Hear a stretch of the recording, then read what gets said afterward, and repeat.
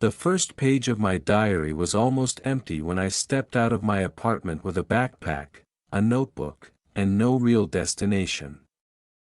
I was 28 years old, tired of routines, and curious about the stories hidden behind unfamiliar roads. My plan was simple.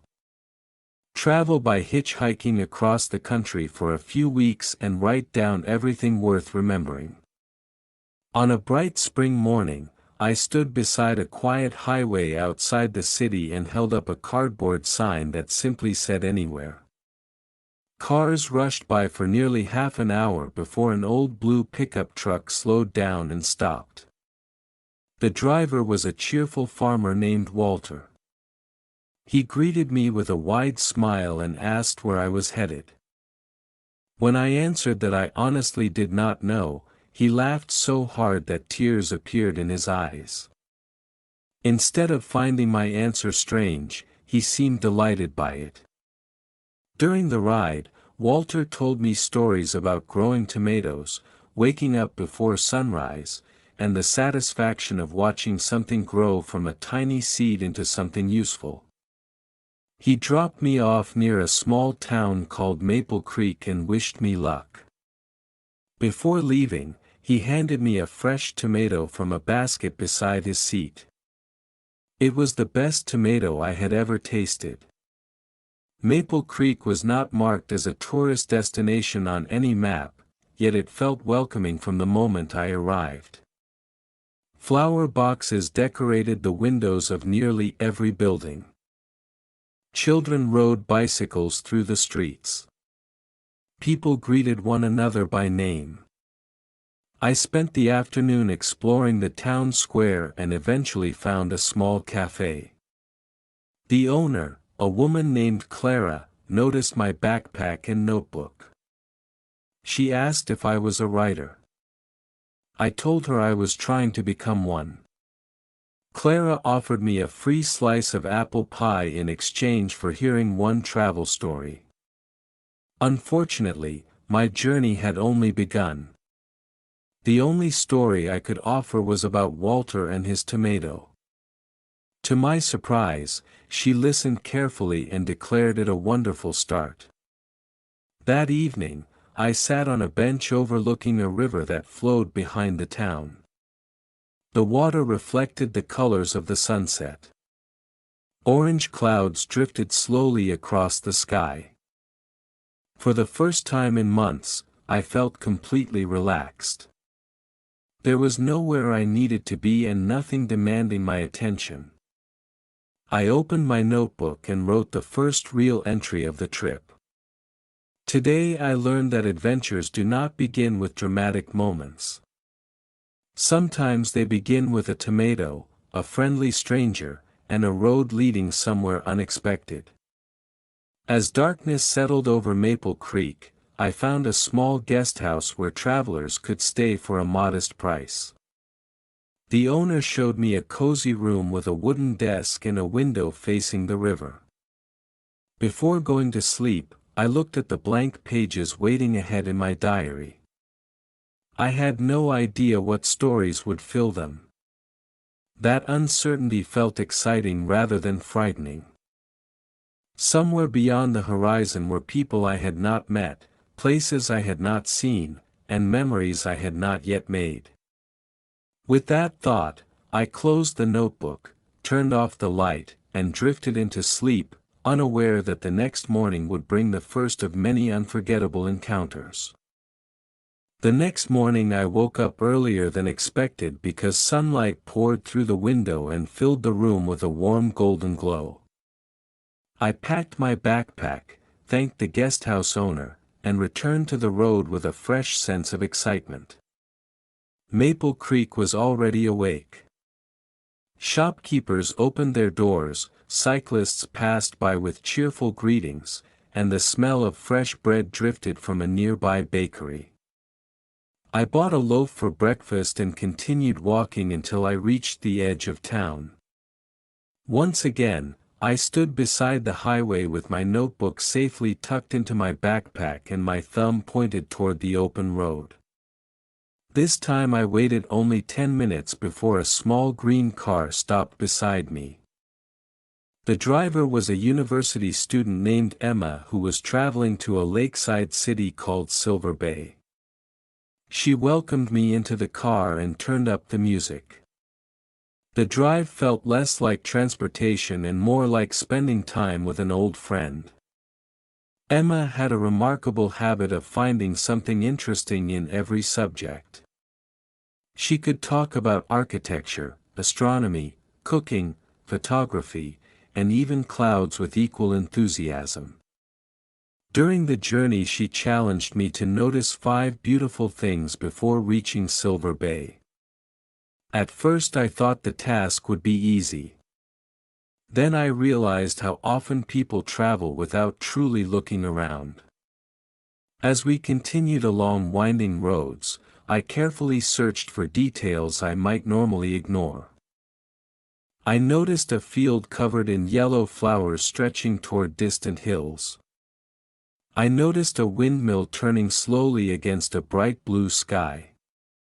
I noticed a flock of birds moving together as if guided by a single thought. I noticed an elderly couple sitting outside a farmhouse sharing a quiet conversation. Finally, I noticed sunlight sparkling across a river that crossed beneath the highway.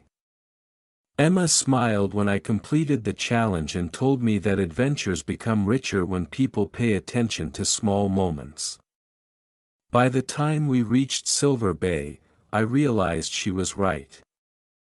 The city was built beside a vast lake that shimmered under the afternoon sun.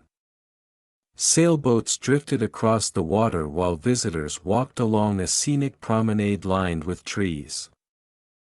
Emma headed toward her university campus, but before leaving she gave me a postcard featuring a photograph of the lake. On the back she wrote a simple message. Keep noticing things. I slipped the postcard into my diary and spent the rest of the afternoon exploring the waterfront. Street musicians performed cheerful melodies. Artists displayed paintings inspired by the lake. Families enjoyed picnics beneath the trees. Everywhere I looked, people seemed genuinely happy to be exactly where they were. As evening approached, I found a quiet spot near the shore and opened my notebook. The lake reflected the colors of sunset just as the river in Maple Creek had done the previous evening.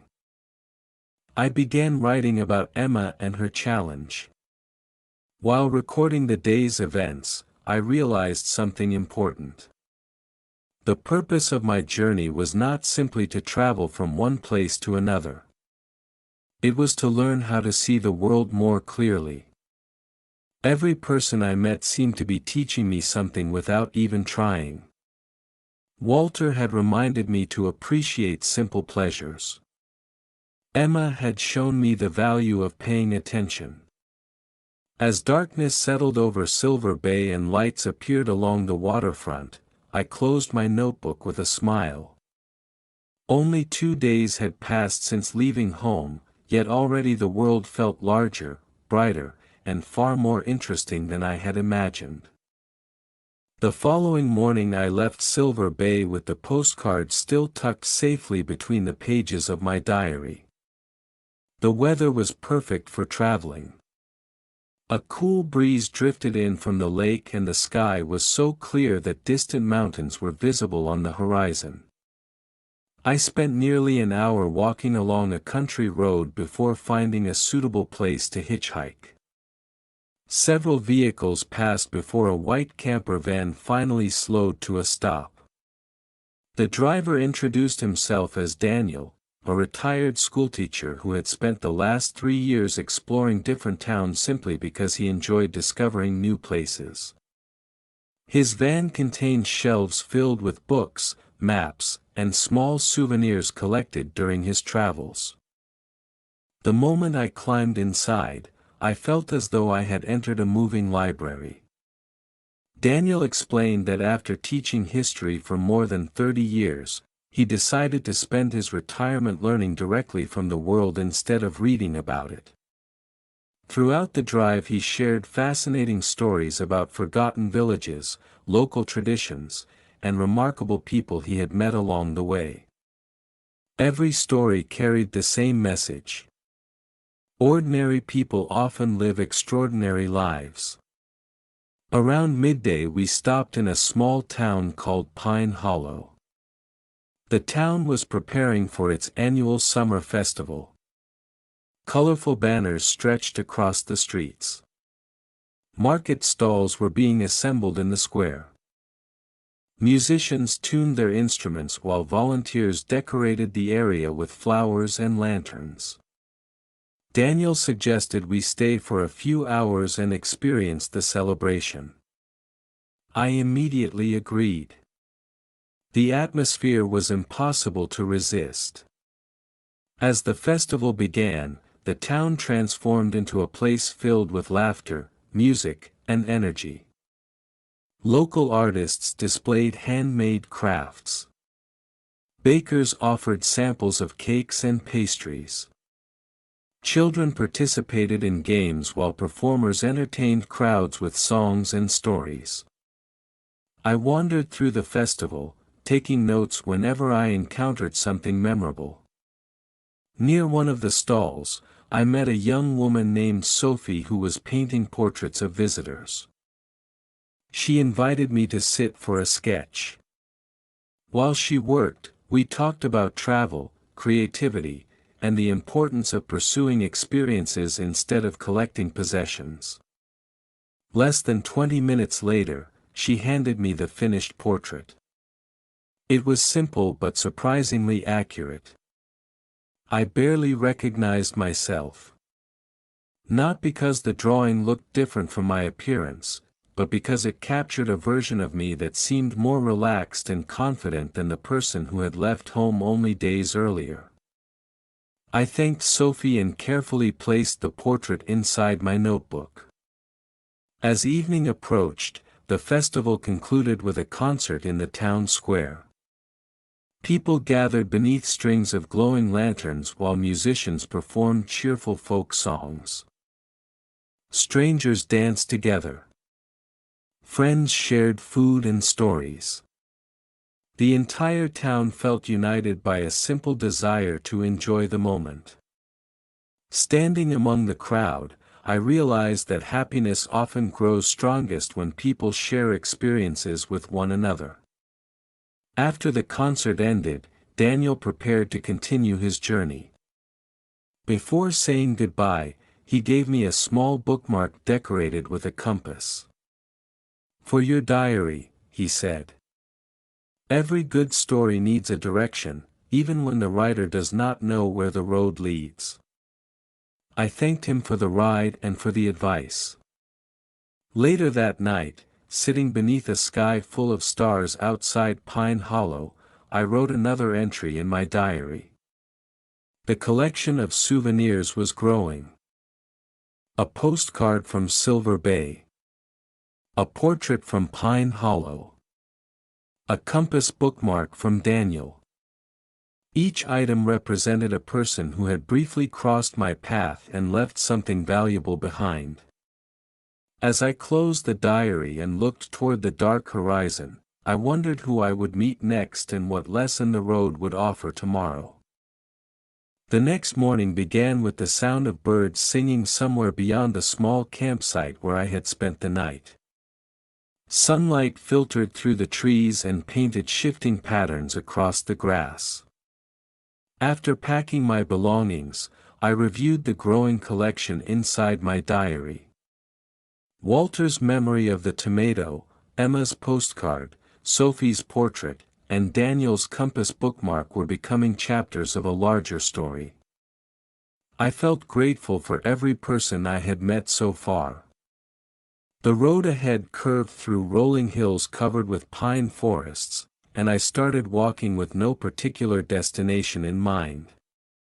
After nearly 40 minutes, a silver station wagon pulled over. The driver was a middle-aged woman named Rachel who worked as a landscape photographer. She was traveling toward a region known for its scenic viewpoints and invited me to join her. During the drive, Rachel spoke passionately about photography. She explained that taking a picture was not really about the camera. It was about patience. According to her, beautiful moments happened everywhere, but most people were moving too quickly to notice them. To demonstrate her point, she stopped several times along the route whenever she spotted something interesting. One stop was for a single red flower growing beside a rocky cliff. Another was for a narrow stream reflecting the sky. At first I struggled to understand why such ordinary sights deserved attention. Then Rachel showed me the photographs she had captured. Through her lens, simple scenes became extraordinary. The flower appeared vibrant against the stone. The stream looked like a ribbon of silver light winding through the landscape. By the afternoon we arrived at Eagle Point, a famous overlook high above a valley. The view was breathtaking. Green forests stretched endlessly toward distant mountains. Rivers sparkled under the sunlight. Tiny villages appeared like scattered pieces of a model landscape far below. Rachel unpacked her camera equipment while I sat on a nearby rock and simply admired the scenery. A group of travelers gathered around the viewpoint, each reacting with the same expression of wonder. Some took photographs. Others remained silent, content to absorb the moment. As the hours passed, the sunlight gradually changed. The valley shifted from bright green to shades of gold and amber. Rachel waited patiently for what she called the perfect light. Finally, just before sunset, she captured the photograph she had been hoping for. The satisfaction on her face was unmistakable. Later she showed me the image. It looked almost magical. The valley seemed to glow from within. Looking at the photograph, I understood her lesson. Beauty was not rare. The ability to notice it was. That evening we stopped at a small mountain lodge where travelers often gathered. The common room contained comfortable chairs, a fireplace, and large windows overlooking the valley. People shared stories from their journeys while enjoying warm meals. I found myself talking with hikers, cyclists, artists, and families from different regions. Everyone had traveled for different reasons, yet all seemed connected by curiosity. Before heading to bed, I sat beside the window and opened my diary. I wrote about Rachel and the way she viewed the world. Her photographs were not merely images. They were reminders to slow down and pay attention. Outside, the final colors of sunset faded from the sky and stars gradually appeared above the mountains. As I finished the day's entry, I noticed something surprising. I no longer felt like someone escaping routine. Instead, I felt like someone discovering how much wonder had always existed around me. The road continued to teach me lessons I had never expected to learn, and I drifted to sleep eager to see what the next chapter would bring. When I woke the next morning, a thin layer of mist still floated above the valley below the lodge. The mountains appeared softer than they had the night before, their outlines partially hidden by the early light. I carried a cup of coffee onto the terrace and watched the sunrise slowly transform the landscape. Travelers began leaving one by one, each continuing toward a different destination. It reminded me that journeys often cross for a brief moment before separating again. After breakfast, I packed my backpack and returned to the road. My next ride came from a young couple named Ethan and Lily who were driving toward a coastal town called Harbor's End. Their car was filled with camping equipment. Maps, and enough snacks to feed a small village.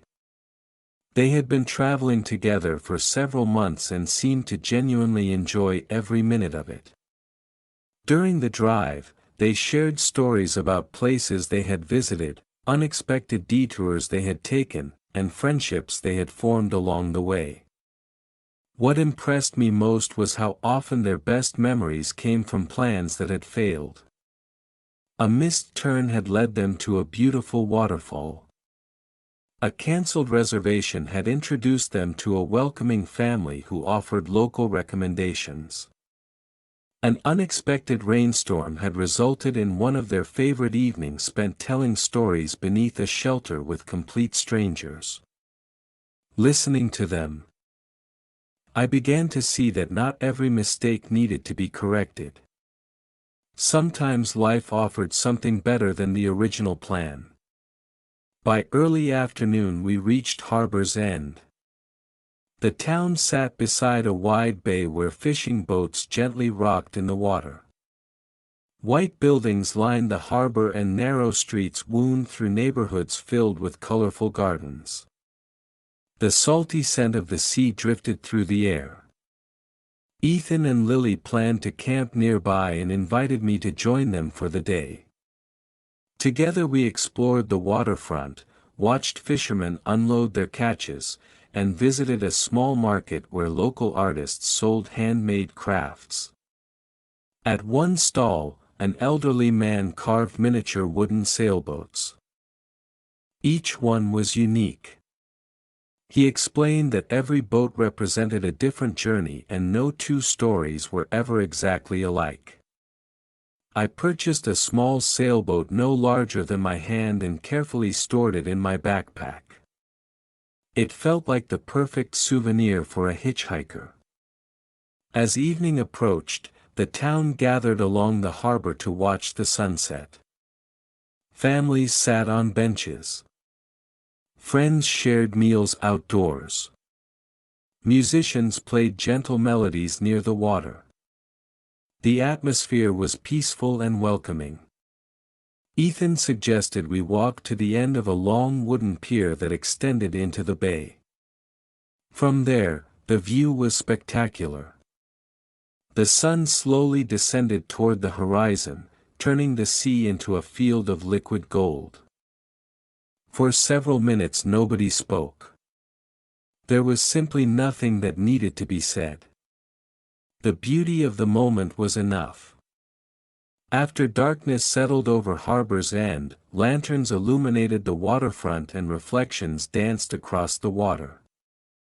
I found a quiet place near the shore and opened my diary. The pages were becoming filled with names, stories, and lessons. Walter had taught me simplicity. Emma had taught me awareness. Daniel had taught me curiosity. Rachel had taught me patience. Ethan and Lily were teaching me flexibility. The road was becoming a classroom unlike any I had known before. Before closing the notebook, I wrote a sentence that felt important. The happiest travelers are not those who control every step of the journey, but those who welcome the surprises waiting around the next corner. The waves continued their gentle rhythm against the shore as I finished writing. Looking out across the dark bay, I felt certain that many more surprises still waited ahead, and for the first time in my life, uncertainty felt completely comfortable. The morning in Harbor's End arrived with the sound of seagulls circling above the bay and fishing boats leaving the harbor before sunrise. I spent a few quiet minutes walking along the shoreline before saying goodbye to Ethan and Lily. They were heading south while I planned to continue inland. We exchanged addresses with the promise of sharing future travel stories someday. After leaving town, I followed a coastal road bordered by wildflowers and grassy hills. The sea remained visible for several kilometers before gradually disappearing behind the landscape. Around midday, a small yellow van stopped beside me. The driver introduced himself as Oliver, a traveling musician carrying a guitar case that looked almost as old as the van itself. He was on his way to a town called Meadowbrook where he had been invited to perform during a community fair. Oliver spoke with the calm confidence of someone who had spent years meeting strangers and turning them into friends. During the drive, he explained that music had taken him to places he never would have visited otherwise. He had performed in village squares, schools, parks, cafes, and even once on a ferry crossing a large river. Every audience was different, yet he loved them all because each group brought its own energy and personality. When we reached Meadowbrook, preparations for the fair were already underway. The town square was filled with colorful tents, food stands, and local vendors. Children ran between attractions while volunteers arranged decorations. Oliver invited me to stay and help him set up. I agreed immediately. Throughout the afternoon, I assisted with carrying equipment and arranging chairs near a small outdoor stage. The work was simple, but it felt rewarding to contribute to something that would bring enjoyment to others. As the fair officially opened, visitors poured into the square. Laughter filled the air. The scent of freshly baked pastries drifted from nearby stalls. Everywhere I looked, people were smiling. When evening arrived, Oliver stepped onto the stage with his guitar. The audience gathered around, and within moments the square was filled with music. His songs were cheerful, warm, and easy to sing along with. Before long, children were dancing near the front while adults clapped in rhythm. Even people passing through the square stopped to listen. What impressed me most was not the performance itself but the way it connected everyone. For an hour, strangers shared the same melodies and the same joy. Differences seemed unimportant. The music created a sense of community that words alone could not achieve. After the concert ended, the crowd applauded enthusiastically. Oliver thanked everyone and later joined me near a fountain in the center of the square. We talked about travel and creativity while the fair continued around us. He told me that songs and stories served a similar purpose. Both allowed people to share experiences they might otherwise keep hidden. Before leaving, he handed me a small guitar pick with a painted blue star on it. "Every traveler needs a soundtrack," he said with a grin. I slipped the pick into my diary alongside the other keepsakes. That night I stayed in a guest room above a bakery overlooking the square. Long after the fair ended, I could still hear faint echoes of music drifting through the open window. Sitting at the desk, I opened my notebook and reflected on the day. The collection of lessons continued to grow. Music, like travel, brought people together. It reminded them that joy became stronger when shared. As I finished writing, I looked at the increasingly crowded pages of my diary. What had started as a simple notebook was slowly becoming a map of human kindness. Each chapter contained proof that the world was filled with generous, interesting people willing to share a small part of their lives. With that comforting thought, I closed the diary, turned off the lamp, and fell asleep wondering what new story tomorrow would place upon its pages. The following morning, the aroma of fresh bread drifting up from the bakery below woke me before my alarm. Sunlight streamed through the curtains and illuminated the desk where my diary rested beside the growing collection of souvenirs. For a few moments, I simply sat and looked at them. The tomato had long since been eaten, but its memory remained. The postcard, portrait, compass bookmark, wooden sailboat, and blue guitar pick each represented a person whose path had crossed mine for a brief but meaningful time. After breakfast, I thanked the bakery owner for the hospitality and returned to the road. The countryside beyond Meadowbrook was peaceful and open, with green fields stretching toward distant hills. Around noon, a small bus converted into a mobile library pulled over beside me. The driver, a cheerful woman named Nora, leaned out of the window and asked if I needed a ride. When I climbed aboard, I discovered that the entire vehicle was filled with books. Shelves lined the walls from front to back. There were novels, biographies, travel journals, children's stories, history books, and collections of poetry.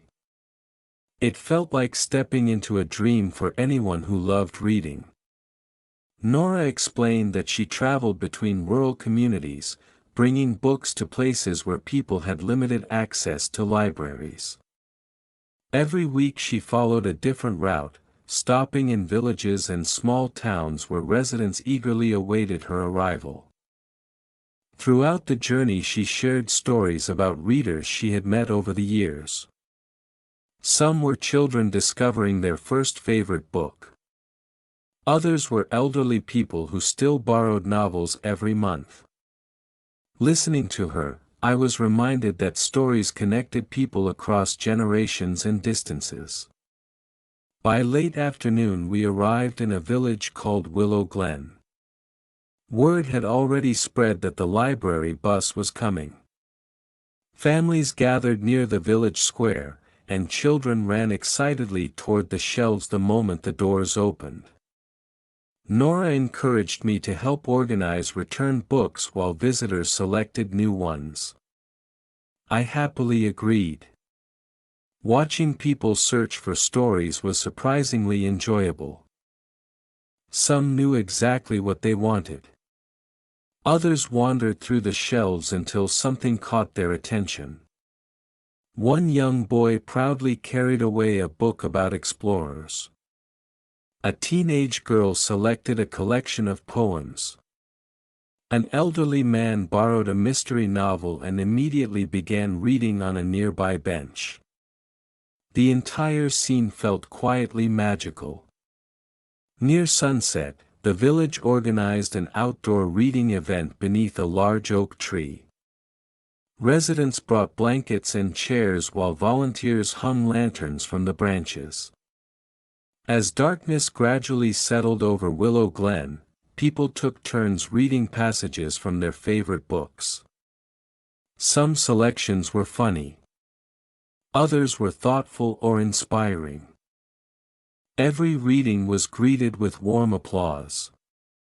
When Nora encouraged me to participate, I hesitated at first. Then I opened my diary and read a short passage describing my first day on the road. To my surprise, the audience listened with genuine interest. Several people smiled when I mentioned Walter and his tomato. When I finished, they applauded kindly. It was the first time I had shared my travel writing with strangers, and their reaction filled me with confidence. Later, as the event came to an end, Nora handed me a small notebook with a leather cover. "For future stories," she said. "Every writer eventually runs out of pages." I thanked her and carefully placed the notebook inside my backpack. That evening, sitting beneath the oak tree after everyone else had gone home, I reflected on the lesson of the day. Stories were more than entertainment. They were bridges between people. A traveler could carry them from one place to another, connecting lives that might otherwise never meet. I wrote that thought into my diary before closing it for the night. Looking up at the stars shining above Willow Glen, I realized that my journey was no longer only about discovering the world. It was also about discovering my own voice within it. And for the first time, I began to wonder whether the diary in my hands might someday become a story worth sharing with many more people. The next morning, Willow Glen seemed reluctant to wake. A soft layer of fog rested over the fields, and the village streets remained quiet except for a few early risers beginning their day. I sat beneath the oak tree one last time before leaving and reread parts of my diary. The pages were filling faster than I had expected.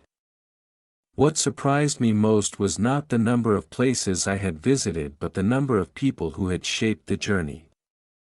Every chapter seemed connected to someone whose kindness had transformed an ordinary day into a memorable one. After saying goodbye to Nora and the residents I had met, I returned to the road with renewed energy. Around midday, a compact blue car stopped beside me.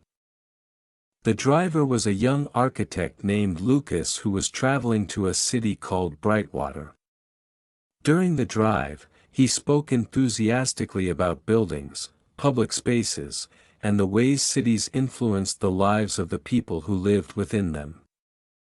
Before meeting Lucas, I had rarely thought about architecture. Buildings were simply places where things happened. Yet he described them as silent storytellers. Every street, square, bridge, and park reflected the values and dreams of the people who created them. As we approached Brightwater, I began to notice details I would have ignored before. The city was known for its beautiful public gardens, pedestrian walkways, and open gathering spaces. Instead of towering skyscrapers dominating the skyline, there were inviting plazas filled with trees, fountains, and cafes. People seemed to spend as much time outdoors as possible. Lucas offered to show me some of his favorite locations before continuing his work. We spent the afternoon exploring the city. One park featured winding paths that encouraged visitors to slow down and wander. Another contained small reading corners where people could sit quietly among flowers and fountains. Everywhere we went, there was a sense of balance between nature and urban life. What impressed me most was a large community square in the heart of the city. Musicians performed near a fountain. Artists painted portraits. Children played while adults relaxed on benches beneath shaded trees. The space seemed designed not merely for movement but for connection. It encouraged people to spend time together. As the afternoon turned into evening, Lucas explained that successful places were not measured only by appearance. They were measured by how they made people feel. Looking around the square, I understood exactly what he meant. The city felt welcoming because it had been built with people in mind. Later, while exploring on my own, I discovered a small second-hand bookstore tucked away on a quiet side street. Inside, shelves stretched from floor to ceiling. The owner, an elderly woman named Margaret, greeted visitors as though they were old friends. While browsing, I noticed a collection of travel journals written by ordinary people who had documented their adventures. Reading a few pages from one of them felt strangely familiar. Their observations about strangers, unexpected detours, and simple moments mirrored many of my own experiences. Before leaving, I purchased a worn bookmark featuring an illustration of a winding road disappearing into the horizon. Margaret smiled when she noticed my diary and told me that every traveler eventually becomes a storyteller whether they intend to or not. Her words stayed with me long after I left the shop. That night, I sat beside a fountain in the community square and opened my notebook.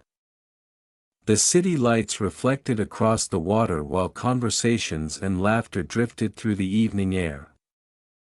I wrote about Lucas, Brightwater, and the idea that places could shape human experiences. Then I added a final thought before closing the diary.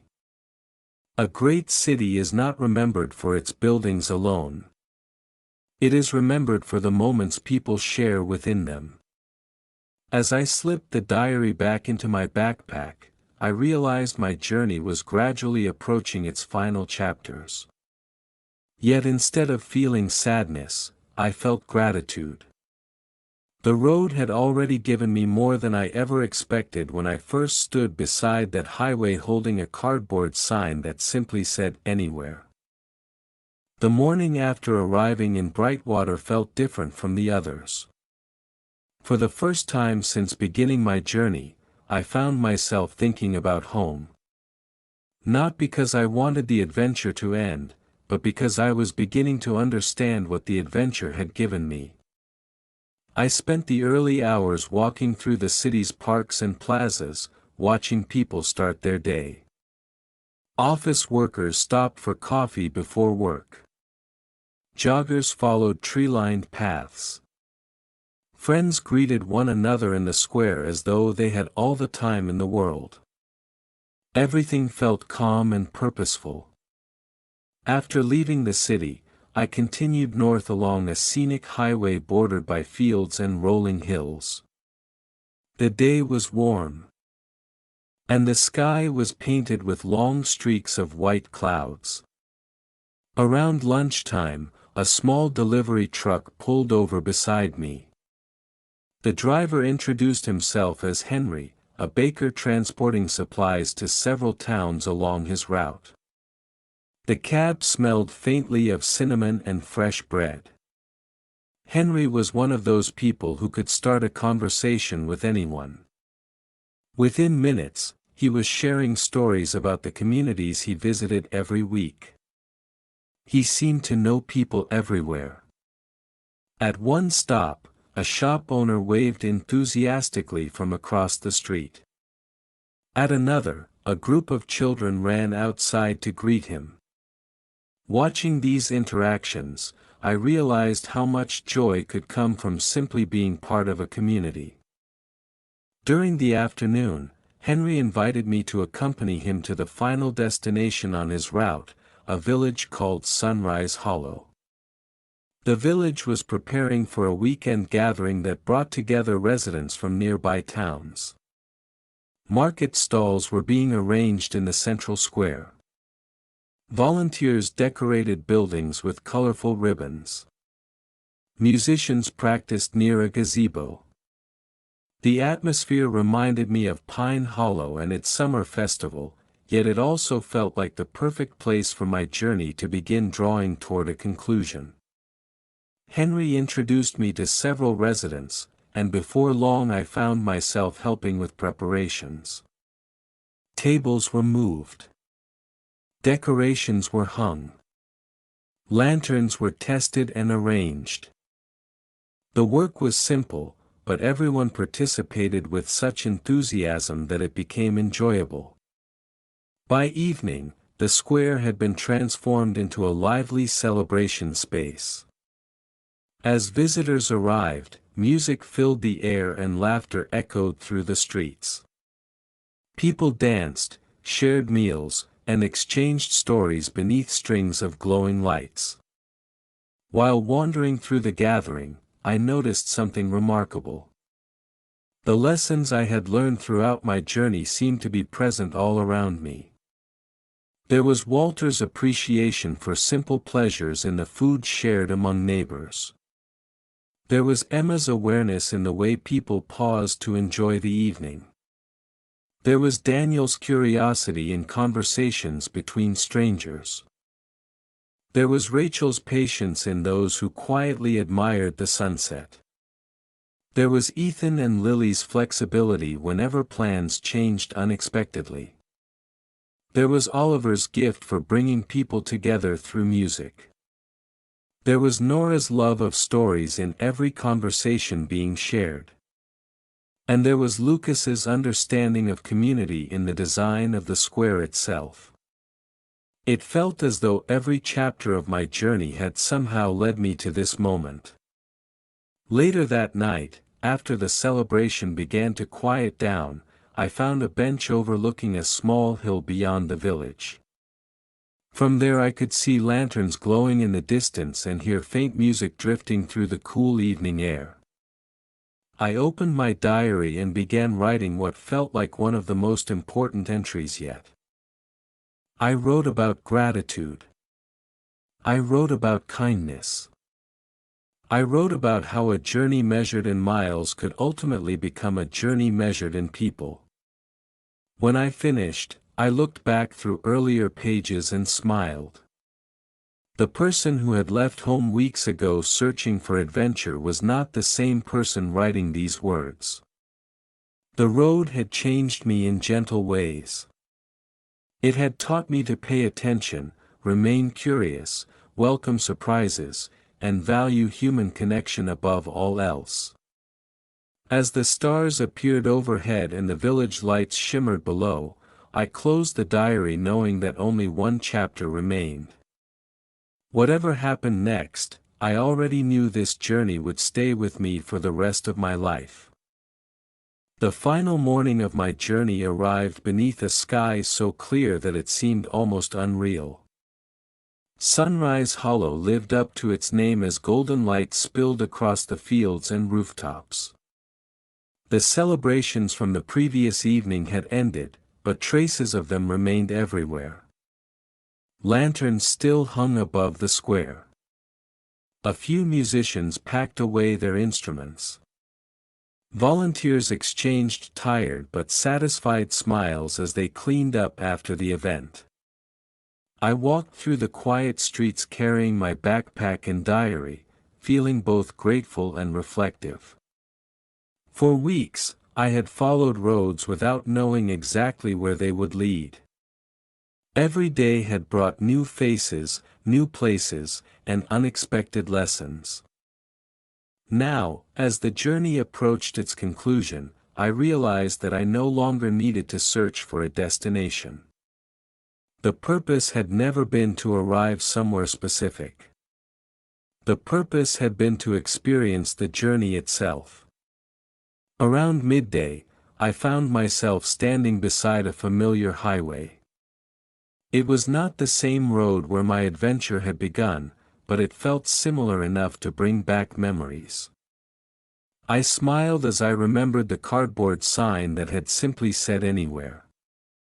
At the time, I had thought I was looking for places. In reality, I had been looking for perspective. Before long, a car stopped beside me.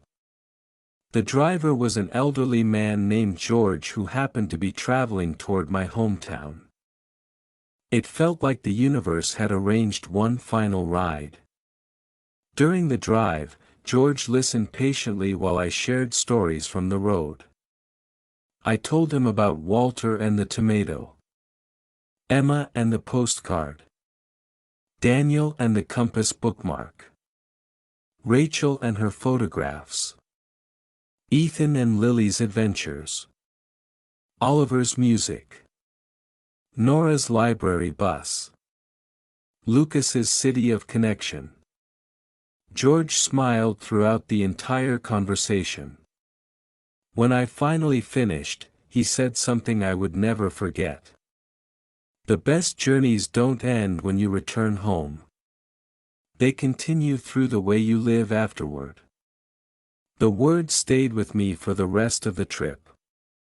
Late that afternoon, the familiar streets of my hometown appeared ahead. At first glance, nothing seemed different. The buildings were the same. The parks were the same. The cafes, sidewalks, and intersections were all exactly as I remembered them. Yet everything felt new because I was seeing it through different eyes. I noticed details I would have ignored before. I appreciated simple moments more deeply. I felt connected to the people around me in a way I had not before leaving. When George dropped me off near my apartment, I thanked him sincerely and watched his car disappear down the street. Then I climbed the stairs to my apartment, unlocked the door, and stepped inside. The space was exactly as I had left it. My desk stood beside the window. Books remained neatly arranged on the shelves. A mug still rested where I had forgotten it weeks earlier. Yet instead of feeling as though I had returned to an old life, it felt as though I was beginning a new chapter. That evening, I sat at my desk and opened the diary one final time. The pages were filled with stories, observations, names, and memories. Tucked between them were all the keepsakes collected along the way. Emma's postcard. Sophie's portrait. Daniel's bookmark. The wooden sailboat. Oliver's guitar pick. Margaret's bookmark. Each item represented a lesson and a friendship. On the very last page, I wrote my final entry. I left home searching for adventure and found something greater. I found kindness in strangers. Beauty in ordinary moments. Stories in every place. And a version of myself I had not known before. The road led me across towns, valleys, cities, and coastlines, but its most important destination was gratitude.